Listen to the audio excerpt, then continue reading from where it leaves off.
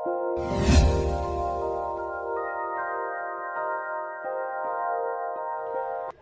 mayam sina mamana day 1 haitare casualty da leiringai matamdane mamaje khanghaudana puk narakpadagi choron paron ngakpa adai pukhalakpane casualty da hidak kapingai matamjine ai sum memory sum share tawrake na tawbane si gyan tadana pukhalakpane adagi sina sisu gyan tadana chak charini koi sina chak iline masaje normal tabna teba gyan tade choron paron on rolaga adumai pukhalakpa matang dune sise sakse khoi ngoksa ne chai tarang da lei je maina lei bane sinumit humni marini subagi numit kineba mamaje sukang khangda bai tare ko anda ising lei na cs ta ising lei na tawga cs ta dum leiruraba aduga appendix kai bo oileram doineba adu appendix karga sina operation torokpagi matang oidoine yamna serious oye na khoigi high risk ta tawgibneba adagi icu da ju numit ki anim leigre adu doctor jingna ju yam angam thak to honabi adu doctor rims ki si yengbiriba doctor jing du ju yam phana phajana yengbi yam thak chaninge ena mama bu mapom pokpi bagi damakta su khurumjari adu si jina icu da leiringai matam duneba ada icu da leiba matam sida khoigi ventilator kai ka hapkani aduna sor hon basing am oi kholoi hai adu adum ngamding am makhre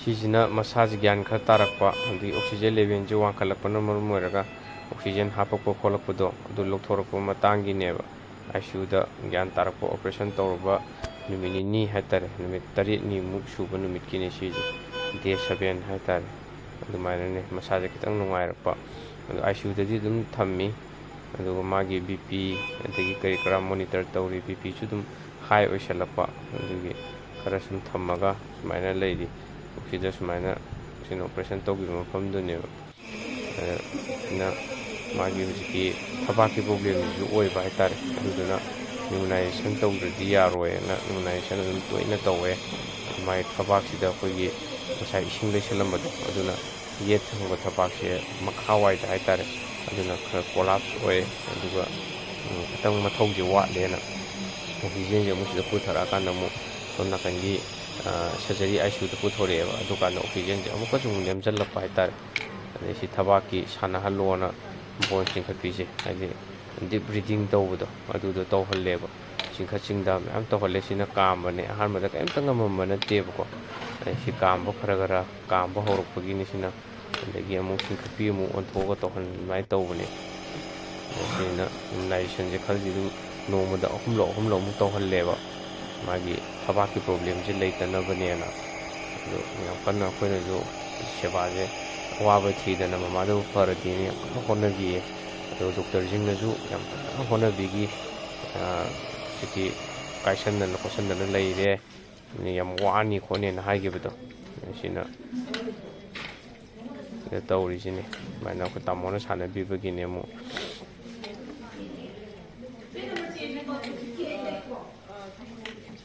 matang thammo kasira kamagam dro doctor jingna ju yamna massage ju lucky oye na hai yam thuna phagalakje sumaina phagalakani khalude na sina singkhalan baneba singkhalam je yam ngam da khaga ngame sina aije tawum lakhum khangdaba matang dune ande sumaina leiri sina de 2F13 andumaina oidoine sumaina lei oxygen je amu hapa ineba lokthurabneba oxygen je amu nemdarak pa haitare magi thabak tu kano do sokpani na lungs to adugi lungs ki amu sigi singkhatlan ba ade nanganda pak tha bugumba deep breathing to halle ne sina sumaina tumme aijina mapan da ko sumaina dum tumme aduna lok se dum thunga halai ni yumda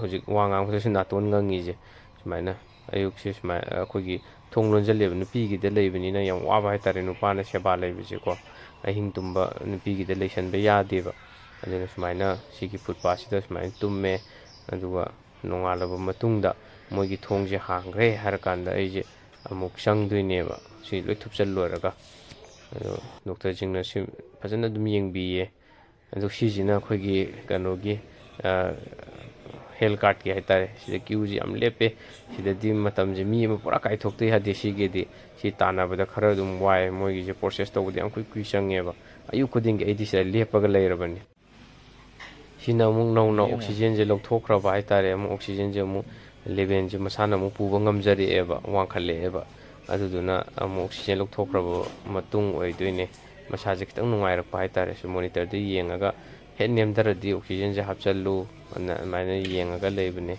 ꯑꯗꯒꯤ ꯁꯤꯅ ꯅꯨꯃꯤꯗꯥꯡ ꯌꯧꯁꯜꯂꯛꯄꯁꯤꯗ ꯏꯆꯦꯅꯦ ꯇꯥꯃꯣꯅ ꯍꯟꯈ꯭ꯔꯒ ꯏꯆꯦꯅꯦ ꯑꯗꯩ ꯑꯩꯅꯦ ꯃꯃꯥꯅꯦ ꯂꯩꯍꯧꯕꯅꯦ ꯏꯆꯦꯅ ꯑꯃꯨꯛ ꯁꯥꯟꯅꯍꯜꯂꯦ ꯑꯗꯨ ꯑꯩꯅ ꯁꯨꯝ ꯃꯦꯃꯣꯔꯤ ꯑꯣꯏꯅꯕꯅꯦꯅ ꯁꯤꯗ ꯚꯤꯗꯤꯑꯣ ꯁꯨꯝ ꯅꯝꯕꯅꯦ ꯑꯗꯨ ꯃꯃꯥꯅ ꯅꯥꯔꯛꯄꯁꯦ ꯑꯗꯨ ꯌꯥꯝ ꯊꯨꯅꯁꯨ ꯅꯥꯕꯕꯨꯗꯤ ꯐꯒꯠꯈꯤꯀꯣ ꯑꯗꯣ ꯔꯤꯀꯣꯕꯔꯤꯁꯤ ꯌꯥꯝ ꯊꯨꯈꯤꯕ ꯍꯥꯏꯇꯥꯔꯦ ꯑꯗꯣ ꯁꯨꯃꯥꯏꯅ ꯂꯩ ꯅꯨꯃꯤꯗꯥꯡꯁꯦ ꯁꯨꯝ ꯑꯗꯨꯝ ꯁꯦꯟꯅ ꯂꯩꯔꯝꯃꯤ ꯁꯤꯁꯦ ꯄꯜꯁ ꯔꯦꯠꯁꯦ ꯈꯔ ꯋꯥꯡꯉꯤ ꯑꯗꯒꯤ ꯁꯨꯃꯥꯏꯅ ꯁꯥꯟꯅꯔꯤ ꯑꯣꯄꯔꯦꯁꯟꯒ ꯇꯧꯔꯨꯕꯗꯨꯗ ꯑꯗꯨꯝ ꯂꯣꯏ ꯍꯥꯏ ꯑꯣꯏꯈꯠꯄ ꯖꯥꯠꯅꯦꯕꯀꯣ ꯀꯣꯟꯅ ꯇꯞ ꯇꯞꯅ ꯁꯨꯝ ꯇꯥꯔꯛꯑꯦ ꯍꯤꯗꯥꯛ ꯂꯥꯡꯊꯛ ꯐꯖꯅ ꯇꯥꯔꯒ ꯑꯗꯒꯤ ꯗꯣꯛꯇꯔꯁꯤꯡꯅꯁꯨ ꯌꯥꯝ ꯀꯨꯞꯅ ꯁꯦꯟꯅꯕꯤꯌꯦ ꯑꯩꯈꯣꯏꯒꯤ ꯅꯨꯃꯤꯗꯥꯡꯒꯁꯦ ꯑꯗꯨꯝ ꯂꯩꯔꯒꯀꯣ ꯑꯗꯨꯝ ꯁꯦꯟꯅꯕꯤ ꯑꯩꯈꯣꯏ ꯒꯣꯚꯔꯟꯃꯦꯟꯒꯤ ꯑꯣꯏꯔꯁꯨ ꯄ꯭ꯔꯥꯏꯚꯦꯠ ꯍꯣꯁꯄꯤꯇꯥꯜꯗ ꯇꯧꯕꯗꯣ ꯑꯗꯨꯒꯤ ꯇꯥꯏꯞꯇ ꯌꯥꯝ ꯐꯖꯅ ꯌꯦꯡꯕꯤꯗꯅ ꯇꯧꯕꯤꯌꯦ ꯑꯗꯨꯒꯤꯗꯃꯛꯇꯗꯤ ꯌꯥꯝ ꯍꯔꯥꯎꯋꯦ ꯑꯗꯨꯒ ꯁꯤꯅ ꯑꯩꯅ ꯇꯧꯐꯝ ꯂꯥꯛꯐꯝ ꯑꯝꯇ ꯈꯪꯖꯤꯜꯂꯛꯇꯕ ꯍꯥꯏꯇꯥꯔꯦ ꯅꯨꯃꯤꯠ 19-20 ꯁꯨꯖꯜꯂꯛꯄ ꯑꯗꯨꯃꯥꯏꯅ ꯑꯣꯏꯗꯣꯏꯅꯦꯕ ꯇꯧꯐꯝ ꯂꯥꯛꯐꯝ ꯑꯝꯇ ꯈꯪꯗꯅ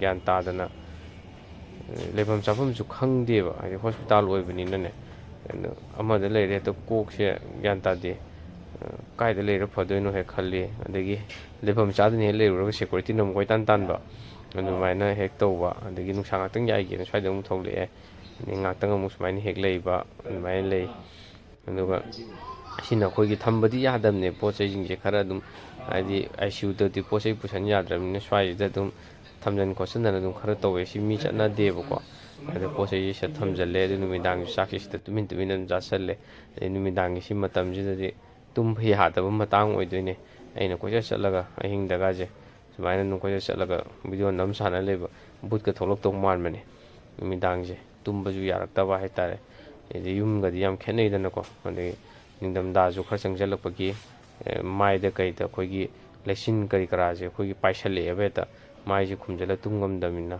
ꯁꯨꯃꯥꯏꯅ ꯁꯤꯗ ꯐꯛ ꯅꯨꯡ ꯊꯥꯔꯒ ꯆꯥꯛ ꯅꯨꯡ ꯁꯤꯗ ꯑꯗꯨꯝ ꯆꯥꯁꯜꯂꯤ ꯑꯗꯩ ꯁꯤꯒꯤ ꯐꯛꯁꯦ ꯊꯥꯔꯒ ꯁꯤꯗ ꯍꯦꯛꯇ ꯇꯤꯡꯊꯣꯛꯑ ꯇꯨꯝꯈꯤꯗꯣꯏꯅꯦꯕ ꯅꯨꯃꯤꯗꯥꯡꯁꯦ ꯁꯨꯃꯥꯏꯅ ꯆꯥꯛꯁꯦ ꯁꯤꯗ ꯆꯥꯔꯅꯤ ꯁꯤꯒꯤ ꯃꯐꯝꯁꯤꯃꯗꯤ ꯃꯤ ꯆꯠꯇꯕꯅꯤꯅ ꯑꯗꯨꯝ ꯁꯤꯗ ꯆꯥꯕ ꯈꯣꯠꯄꯗꯣ ꯑꯗꯨꯝ ꯇꯧꯁꯜꯂꯦ ꯅꯨꯃꯤꯗꯥꯡꯗꯤꯀꯣ ꯑꯗꯩ ꯁꯤꯅ ꯋꯥꯔꯗꯠꯇ ꯄꯨꯊꯣꯔꯛꯑꯦ ꯈꯔ ꯀꯩꯅꯣꯗꯒꯤ ꯁꯔꯖꯔꯤ ꯑꯥꯏ ꯁꯤ ꯌꯨꯗꯒꯤ ꯋꯥꯔꯗꯠꯇ ꯂꯥꯛꯄꯒꯤ ꯃꯇꯥꯡꯅꯦ ꯑꯗꯩ ꯂꯥꯏꯕꯛ ꯐꯕ ꯍꯥꯏꯒꯗ꯭ꯔꯥ ꯀꯦꯕꯤꯟ ꯑꯃ ꯐꯪꯉꯦꯕ ꯁꯤꯗ ꯂꯩꯕꯅ ꯈꯔ ꯅꯨꯡꯉꯥꯏꯔꯕ ꯏꯆꯤꯛ ꯆꯤꯛꯏ ꯏꯆꯤꯛ ꯆꯤꯛꯑꯦ ꯁꯤꯅ ꯅꯨꯡꯉꯥꯏꯕ꯭ꯔꯥ ꯑꯁꯣꯝꯗ ꯑꯥ ꯉꯝꯊꯕ꯭ꯔꯥ ꯑꯁꯣꯝꯗ ꯈꯔ ꯆꯪꯁꯤꯜꯂ ꯍꯤꯞꯄ ꯂꯣꯏꯔꯦ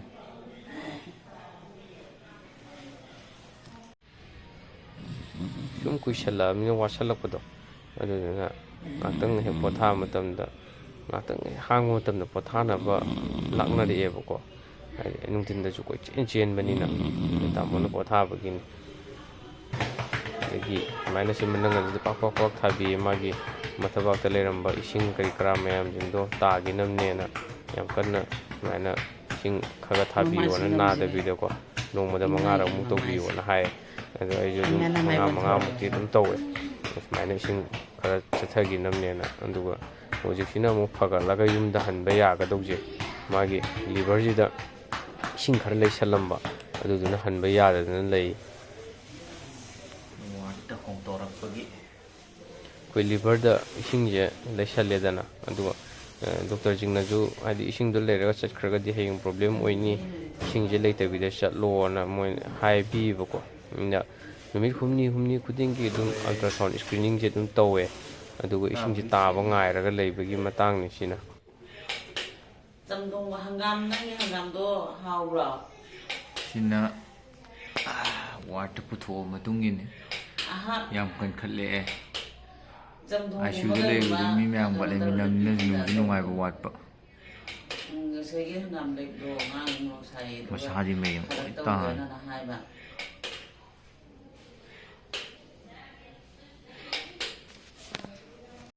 kena to.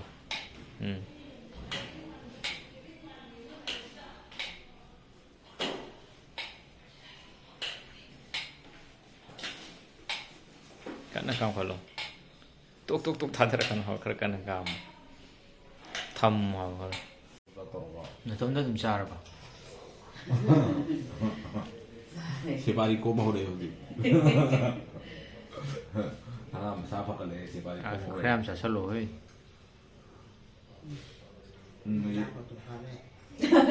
Sa ang photography. Ini cara fotokan.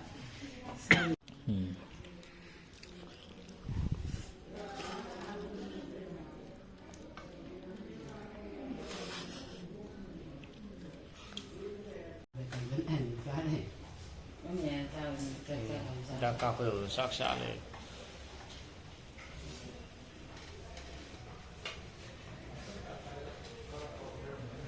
Chop.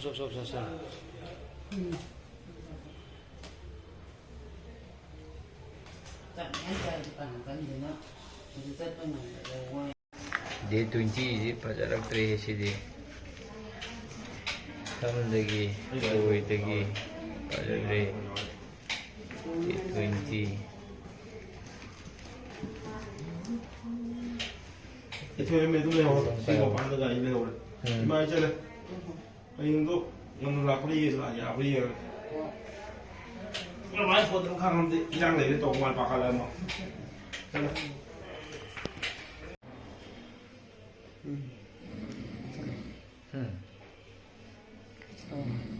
Cặp số lò. Hai cái đó xem nào. Cam phở mà. Cam phở mà. Em chơi à? Sao? Em xin đi làm mà. Xin ngủ. Tummaga matumdaga pang tokale hojiti. Jaji enje. Tummaga matumdaga pang tokalakpi tawre. Ai. Waking sa kalaban niya hoje. Tumdaga. Sajen pang tokale. Masigan numit kya ni no. Kun kumathoy. Kumathoy ni shuba numit kin ni sina. Numit kumathoy ni shuba. Mapo le. Kayo pa kada kaon. Kamay to eh, operation to ba? Hai đi đây rồi. Operation to kamay to eh ano. Rồi đi đây rồi. Ismail ko ko ni khot. Ano yung tabi han. Ganda gidreba. Aduga nongalakpada kamay to mo. Nungal pala tamo le rami. Tamole me. Tamo nang lakang di. Tamone le ito. Tandan pai ka haiden eh. Salan di. Oy mi chi mamma magala. Aduga tamo wanga kami. Hujik khar phara ba. ꯃꯁꯥꯗꯤ ꯀꯟꯈꯠꯆꯔꯁꯨ ꯍꯟꯕ ꯌꯥꯗ꯭ꯔꯦꯕꯀꯣ ꯃꯥꯒꯤ ꯂꯤꯚꯔꯗ ꯂꯩꯔꯤꯕ ꯏꯁꯤꯡꯁꯦ ꯁꯨꯡꯇꯥ ꯇꯥꯔꯛꯇꯕ ꯍꯥꯏꯇꯥꯔꯦ 113 ꯂꯩꯔꯝꯕꯗꯩ 123 ꯑꯃꯨꯛ ꯂꯩꯁꯜꯂꯛꯑꯦꯕ ꯑꯗꯣ ꯑꯩꯈꯣꯏꯁꯨ ꯄꯥꯈꯠꯅꯔꯦ ꯑꯗꯨꯒ ꯏꯁꯤꯡꯁꯦ ꯇꯥꯗ꯭ꯔꯒꯗꯤ ꯑꯃꯨꯛ 이싱제 타바키 항도고 록토거니 하여버 이싱도디 ꯊꯝꯕ ꯌꯥꯗꯕꯅꯤ나 ꯍꯌꯦꯡ ꯇꯨꯡꯗ ꯀꯥꯏꯔꯛꯀꯗꯕꯅꯤ나 네 ꯑꯩꯈꯣꯏꯁꯦ ꯅꯨꯡꯉꯥꯏꯅꯗꯕꯗꯣ ꯑꯃꯨꯛ ꯑꯣꯏꯔꯦꯕ ꯍꯥꯏꯗꯤ ꯑꯣꯄꯔꯦꯁꯟ ꯇꯧꯕꯗ ꯉꯥꯏꯔꯕꯅꯤ나 ꯑꯃꯨꯛ ꯂꯧꯊꯣꯛꯄꯁꯦ ꯀꯃꯥꯏꯅ ꯇꯧꯅꯤꯁꯦ ꯈꯜꯂꯦꯕ ꯑꯗꯨ ꯗꯣꯛꯇꯔꯅ ꯈꯤꯇꯪꯕꯨꯗꯤ ꯌꯦꯡꯒꯤꯁꯤ ꯑꯗꯨꯝ ꯆꯠꯍꯟ ꯈꯣꯠꯍꯟ ꯇꯧ ꯑꯗꯨꯝ ꯃꯁꯥꯅ ꯇꯥꯔꯛꯄ꯭ꯔꯥ ꯑꯝꯇꯪ ꯌꯦꯡꯒꯤꯁꯦꯅ ꯌꯦꯡꯉꯦ ꯑꯗꯨꯒ ꯆꯠꯍꯟ ꯈꯣꯠꯍꯟꯗꯅ ꯃꯌꯥꯝ ꯇꯧꯔꯦꯕ ꯑꯗꯩ 이싱ꯁꯨ ꯃꯌꯥꯝ ꯊꯥꯍꯜꯂꯦ ꯑꯗꯩ 하우드 канал 얘기게.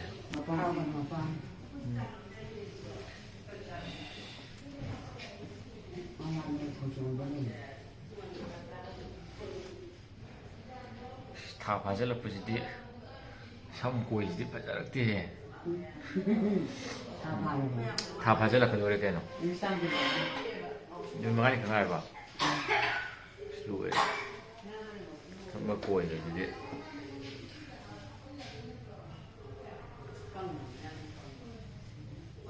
난 먹는데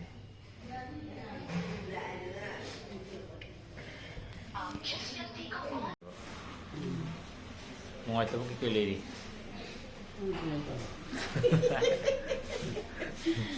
Hello. 리버드 앱세스 오브제 땀나디 따이 하여버고 ꯉꯥꯏꯕꯁꯤꯗ ꯄꯥꯛꯅ ꯇꯥꯈꯤꯗ꯭ꯔꯦꯕ ꯑꯍꯥꯟꯕꯗꯗꯤ ꯀꯩꯅꯣꯗꯒꯤ ꯑꯃꯨꯛ ꯍꯧꯖꯤꯛꯀꯤ 122 ꯑꯃꯨꯛ 6-7 ꯍꯦꯟꯀꯠ ꯂꯩꯔꯝꯃꯦꯕ ꯑꯗ ꯗꯣꯛꯇꯔꯁꯤꯡꯁꯤꯅ ꯍꯥꯏꯁꯤꯅ 200ꯀ ꯌꯧꯁꯟꯈ꯭ꯔꯒꯗꯤ ꯌꯥꯝꯅ ꯑꯩꯈꯣꯏ ꯗꯦꯟꯖꯔ ꯑꯣꯏꯕ ꯃꯇꯥꯡ ꯑꯣꯏꯔꯦ ꯑꯗꯨꯅ ꯑꯗꯨꯃꯥꯏꯅ ꯍꯦꯟꯒꯠꯈ꯭ꯔꯗꯤ ꯑꯃꯨꯛꯁꯨ ꯈꯥꯏꯔ ꯂꯧꯊꯣꯛꯇ ꯌꯥꯔꯣꯏ ꯍꯥꯏꯕꯁꯤꯗ ꯅꯨꯡꯁꯨ ꯅꯨꯡꯉꯥꯏꯇ꯭ꯔꯕꯅꯤ ꯌꯨꯝꯗꯁꯨ ꯋꯥꯔꯤ ꯂꯣꯏ ꯁꯥꯔꯕꯅꯦꯕ ꯑꯗ ꯂꯧꯊꯣꯛꯇ ꯌꯥꯗ꯭ꯔꯕ ꯄꯣꯠ ꯑꯣꯏꯗꯤ ꯂꯧꯊꯣꯛꯑꯁꯤ ꯈꯣꯠꯂꯁꯦꯅ ꯑꯗꯨꯃꯥꯏꯅ ꯍꯥꯏꯔꯒ ꯑꯩꯈꯣꯏꯁꯦ ꯂꯩꯔꯦꯕ ꯑꯗꯨꯝ ꯃꯥꯒꯤ ꯊꯕꯥꯛꯁꯨ ꯈꯔꯒ ꯁꯣꯛꯄꯅꯦ ꯑꯗꯣ ꯁꯨꯝ ꯂꯩꯔꯦ ꯉꯥꯏꯔꯒ ꯑꯗꯨꯝ ꯍꯥꯏꯗꯤ ꯑꯝꯇꯪ ꯗꯣꯛꯇꯔꯁꯤꯡꯅꯕꯨꯗꯤ ꯀꯟꯅ ꯍꯥꯏꯕ ꯁꯥꯖꯦꯟ ꯇꯧꯍꯜꯂꯣ ꯆꯠꯄ ꯈꯣꯠꯄ ꯃꯁꯥꯅ ꯉꯝꯃꯀꯥꯟꯗ ꯑꯗꯨꯝ ꯃꯥꯡꯖꯕꯅꯤ ꯃꯥꯡꯕ꯭ꯔꯥ ꯌꯦꯡꯁꯤ ꯑꯗꯣ ꯑꯣꯄꯔꯦꯁꯟ ꯍꯦꯛ ꯇꯧꯈꯤꯕꯒ ꯑꯃꯨꯛ ꯍꯥꯡꯇꯣꯛꯄꯁꯤꯗꯤ ꯑꯐꯕ ꯑꯣꯏꯗꯦꯗꯅ ꯑꯗꯨꯗꯨꯅ ꯑꯗꯨꯃꯥꯏꯅ ꯁꯥꯖꯦꯟ ꯇꯧꯍꯜꯂꯨ ꯆꯠꯍꯜꯂꯨ ꯈꯣꯠꯍꯜꯂꯨ ꯑꯗꯒꯤ ꯄ꯭ꯔꯣꯇꯤꯟ ꯌꯥꯝꯅ ꯄꯤꯖꯧꯑꯅ ꯄ꯭ꯔꯣꯇꯤꯟꯁꯨ ꯌꯥꯝ ꯄꯤꯖꯩꯌꯦꯕ ꯑꯗꯨꯒ ꯏꯁꯤꯡꯁꯦ ꯁꯨꯝ ꯁ꯭ꯀ꯭ꯔꯤꯅꯤꯡ ꯇꯧꯔꯒ ꯇꯥꯕ꯭ꯔꯥ ꯇꯥꯗꯕ꯭ꯔꯥ ꯑꯗꯨꯃꯥꯏꯅ ꯃꯣꯅꯤꯇꯔ ꯇꯧꯔꯒ ꯂꯩꯔꯒ ꯑꯗꯨꯝ ꯂꯩꯔꯦ ꯑꯅꯥꯕꯁꯨ ꯀꯣꯏꯆꯠ ꯆꯠꯈꯠꯂꯛꯑꯦ ꯗꯣꯛꯇꯔꯅ ꯊꯤꯅꯕꯗꯣ ꯑꯣꯏꯔꯛꯑꯦ ꯑꯅꯥꯕ ꯍꯧꯖꯤꯛ ꯌꯥꯝ ꯀꯟꯅ ꯀꯟꯈꯠꯂꯛꯄꯒꯤ ꯃꯇꯥꯡ ꯍꯋꯥꯏꯒ ꯇꯨꯞꯇꯨꯅ ꯆꯥꯈꯠꯂꯛꯄꯒꯤ ꯁꯤꯗ ꯀꯃꯥꯏꯅ ꯍꯛꯇꯅꯤ ꯁꯣꯝꯗ ꯌꯦꯡꯉꯣ ꯍꯋꯥꯏ ꯇꯨꯞꯇꯨꯅ ꯆꯥꯈꯠꯂꯛꯄꯒꯤ ꯃꯇꯥꯡ ꯑꯅꯥꯕ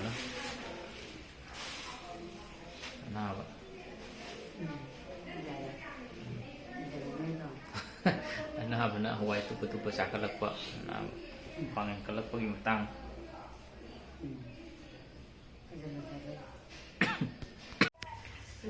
ꯗꯦ 29 ꯀꯣꯏ ꯅꯨꯡꯉꯥꯏ ꯐꯖꯗ꯭ꯔꯦ ꯆꯠꯄꯒꯤ ꯁꯨꯡꯍꯥꯏ ꯍꯥꯏꯗꯦ ꯑꯗꯨꯝ ꯂꯩ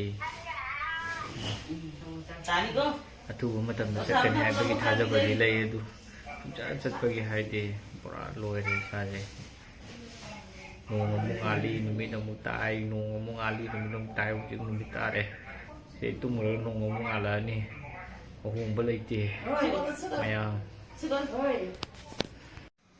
ꯑꯩ ꯏꯇꯣꯝꯇ ꯇꯨꯝꯃꯝꯕꯅꯦ ꯁꯤꯒꯤ ꯃꯐꯝꯁꯦ ꯁꯨꯃꯥꯏꯅ ꯑꯗꯣ ꯑꯅꯥꯕꯁꯦ ꯁꯣꯝꯗꯁꯨ ꯃꯤ ꯈꯔ ꯇꯨꯝꯁꯤꯜꯂꯛꯑꯦ ꯑꯗꯣ ꯗꯦ 30 ꯑꯣꯏꯗꯣꯏꯅꯦ ꯉꯁꯤꯁꯤꯅ ꯑꯗꯣ ꯂꯩꯆꯤꯟꯁꯨ ꯌꯥꯝ ꯊꯥꯖꯤꯜꯂꯛꯑꯦ ꯌꯥꯝ ꯏꯪꯕꯗꯣ ꯑꯣꯏꯔꯛꯑꯦꯕꯀꯣ ꯑꯍꯥꯟꯕꯗꯗꯤ ꯀꯩꯁꯨ ꯏꯪꯉꯝꯗꯦ ꯑꯗꯣ ꯍꯧꯖꯤꯛ ꯀꯩꯅꯣꯒꯤ ꯅꯣꯕꯦꯝꯕꯔꯒꯤ ꯗꯦꯠ 30 ꯑꯣꯏꯔꯛꯄꯅꯦ ꯑꯗꯨꯗꯨꯅ ꯌꯥꯝ ꯏꯪꯁꯨ ꯏꯪꯁꯤꯜꯂꯛꯑꯦ ꯑꯗꯨꯒ ꯁꯛꯁꯤ ꯐꯤꯕꯝꯁꯨ ꯌꯥꯝ ꯀꯥꯏꯔꯛꯄ ꯃꯇꯥꯡꯗꯨ ꯑꯣꯏꯔꯦ ꯑꯗꯨ ꯁ꯭ꯀ꯭ꯔꯤꯅꯤꯡ ꯑꯃꯨꯛꯇꯪ ꯇꯧꯈꯤꯅꯤ ꯑꯗꯨꯗ ꯍꯟꯊꯔꯝꯃꯒꯗꯤ ꯗꯣꯛꯇꯔꯅ ꯆꯠꯂꯣꯅ ꯍꯥꯏꯌꯦꯕ ꯍꯟꯊꯗ꯭ꯔꯒꯗꯤ ꯆꯠꯄ ꯌꯥꯍꯩꯔꯣꯏꯅ ꯑꯗꯨꯃꯥꯏꯅ ꯂꯩꯕ ꯃꯇꯥꯡꯅꯤ ꯁꯤꯅ ꯆꯦꯞꯊꯗꯕꯤꯗ ꯐꯖꯅ ꯀꯥꯝꯃꯣ ꯆꯤꯡꯈꯠꯄꯤꯗꯣ ꯇꯧ ꯀꯌꯥ ꯉꯝꯃꯒꯦ ꯑꯃꯒ ꯇꯪꯈꯥꯏ ꯉꯝꯒꯨꯝ ꯇꯧꯗꯥꯏꯅꯦ ꯑꯝꯇ ꯆꯤꯡꯈꯠꯂꯨ ꯌꯦꯡꯒꯦ ꯁꯨꯠ ꯂꯥꯎꯅ ꯆꯤꯡꯈꯠꯂꯨ ꯀꯟꯅ ꯍꯦꯛꯇ ꯑꯔꯣꯏꯕꯤ ꯊꯥꯗꯅ ꯌꯨꯡꯈꯠꯂꯨ ꯈꯔ ꯌꯥꯔꯦ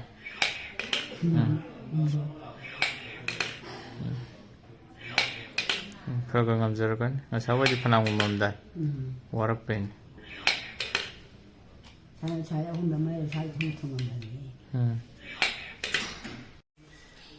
ꯆꯥꯛ ꯆꯥꯕꯒꯤ ꯑꯅꯥꯕ ꯀꯟꯈꯠꯂꯦ ꯑꯁꯤꯗꯤ ꯑꯅꯥꯕ ꯀꯟꯈꯠꯂꯦ ꯆꯥꯛꯀ ꯂꯣꯏ ꯆꯥꯈꯠꯂꯛꯑꯦ ꯑꯩꯈꯣꯏꯅ ꯁꯣꯝꯗ ꯉꯁꯤ ꯗꯤꯁꯦꯝꯕꯔꯒꯤ ꯗꯦꯠ 1 ꯌꯧꯁꯟꯈ꯭ರೆ ꯅꯣꯕꯦꯝꯕꯔꯒꯤ ꯗꯦꯠ 1ꯗ ꯂꯥꯛꯄꯅꯤ ꯍꯧꯖꯤꯛ ꯗꯤꯁꯦꯝꯕꯔꯒꯤ ꯗꯦꯠ 1 ꯌꯧꯁꯜꯂꯛꯑꯦ ꯃꯌꯥꯝ ꯗꯤꯁꯦꯝꯕꯔ ꯌꯧꯁꯜꯂꯛꯑꯦ ꯗꯤꯁꯦꯝꯕꯔꯒꯤ ꯗꯦꯠ 1 ꯑꯅꯥꯕ ꯂꯩꯔꯦ ꯑꯅꯥꯕꯁꯨ ꯂꯩꯔꯦ ꯑꯅꯥꯕ ꯈꯨꯠ ꯑꯝꯇ ꯍꯥꯏꯔꯛꯑꯣ ꯁꯨꯃꯥꯏꯅ ꯑꯝꯇ ꯇꯧꯔꯣ ꯈꯨꯠꯇꯨ ꯎꯕ꯭ꯔ ꯌꯦꯡꯒꯦ ꯁꯨꯃꯥꯏꯅ ꯇꯧꯔꯣ ꯍꯥꯏꯕ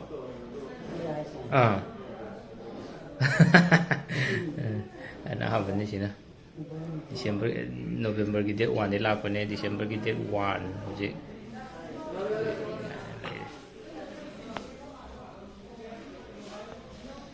ꯐꯤꯕꯝ ꯆꯥꯗ꯭ꯔꯤ ꯀꯔꯝ ꯀꯥꯟ ꯆꯠꯇꯣꯏꯅꯣ ꯈꯪꯗꯦ ꯆꯠꯄꯒꯤ ꯁꯨꯡꯍꯥꯏ ꯍꯥꯏꯗ꯭ꯔꯤ ꯑꯗꯨꯝ ꯂꯩꯔꯤ ꯊꯥ ꯍꯦꯟꯒꯠꯂꯦ ꯊꯥ ꯑꯃꯒ ꯅꯨꯃꯤꯠ ꯑꯃ ꯐꯒꯠꯂꯦ kya legidoino khangde sam koijisu yadrabni sum sangjaleba yumda chalaga phajana nalage tawbani taharo se ke ken waitabul le gen taro leitre yum chaninga ba chaninga silei jinu waitabra ba maite akoi ju chaninge nang da nati ultrasound screening am tawini hek singji tarama ba yum dalle kari khale taram tong mam taram tong mam bra taramani taramani ya tong taram gradi aina ne nang nuai ro ai sini ising dalam nadi nuai ro ising du kai no ha da pu de ising am tham mi du sam ga tra ti le ra sam kun thum le ra hom pu mu le ra han tong mo at hom pu ma kha than tram da ya ro la de nuai taram gradi ji ising am de bi thawai Gian ta chỉ cần ngao rồi lên ngay cái cây uy vậy. có ô tô bao bì làm chú uy khi nó cái mà đi coi phẩm bài chú uy ở đây mà ninh thông phát tiền chắc chắn chú con sẽ lên được khăn tiền chú uy À du cái nuôi đó vẫn đang khali chứ. Hospital live zoom nên là khali rồi vậy. hospital đó này nè bao bì dùng gì hospital hoàn thiện gì hospital vẫn thuốc rồi xin em vậy. anh thu trả lên nhé anh tuổi đại Yang tu na saram mena khali abi yum je. Siran tu loi ura ba. hoàn thiện trên đây đấy chắc chắn tầm cái nó phải tụm này chắc chắn tầm ở đâu mình đâu phải phải như thế Mình thong pa phang khang dre ba. Pra ngau ru re ba. ngáo đấy Khar khar di tum khang ru ba ngau ru ma tam da. Ning jang ba je. số chỉ tới số mình giang ở bên Khar ka sum jang ba. Atei di ke ken jang e. cái mình giang thôi Pukal la ko di khang ngau dra. không đâu có đi khăm Kana na pukal ai ba. cái nào nó không gì cái đấy mình có nào nó không gì Je ki ni pukal ai to.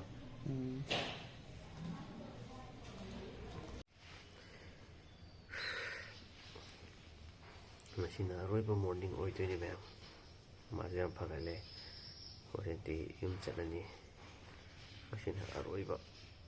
Ripski lambi da tumba hai tai. Na ton ka chilo full. Sina roiba oi to ni ma'am. Yum ai jo sam nung ko ek sala tom. Sina roiba morning ni ma'am. Sina yum chalani.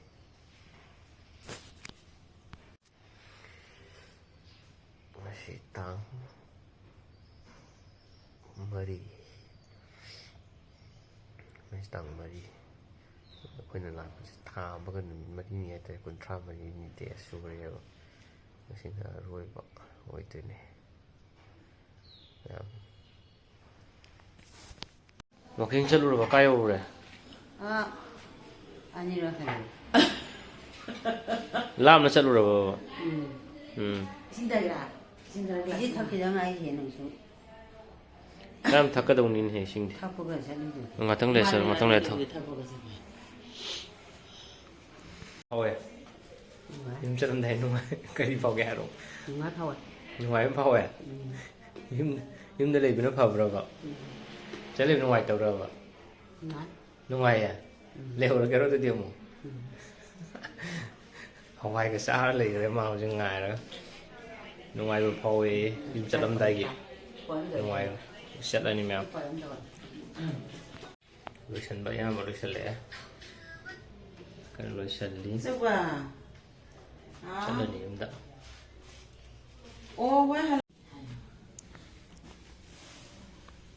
Mà xuống thì dùng chặt tuổi là harau đi Phía bằng cả dạ hắn sẽ có lực tận Dùng chặt tuổi là harau đi Bây giờ vẫn có sẽ có tận harau rồi Boring deh lah putus main tau re ne Nung ni katang lai dong malam me du tham phajan gi me Bo sei loi sala ni yum da